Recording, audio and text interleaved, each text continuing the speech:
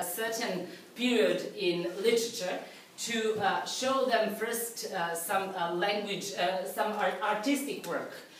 For example, this is realism. So usually we start from realism in art, in visual arts, and then I explain the practical devices to my students. And this time we found out that we have in common one unit, so we made very natural link to each other's subject. So the unit is for grade 10. It is visual arts and language A Serbian.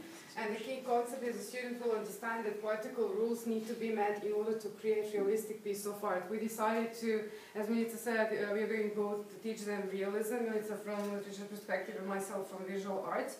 And then they will have the task to write a story in Serbian, which with these, by following those rules, the realistic stories rules. And then they will give us their stories, and then they will illustrate, actually paint the portrait, oil on canvas portrait, based on the stories that they wrote. But not the student who wrote the story will not paint the portrait of a person.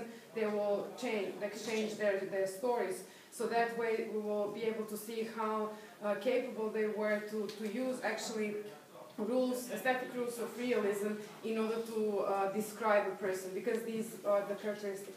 Unique question is Unique question is how much information does one's face reveal or discover? And then this is all like naturally linking to human ingenuity. They will plan and develop ideas connecting different poetical rules. And as I said, we'll have assessment in language A. They will have creating writing, short story. All three they will be graded in by criteria A, assessed.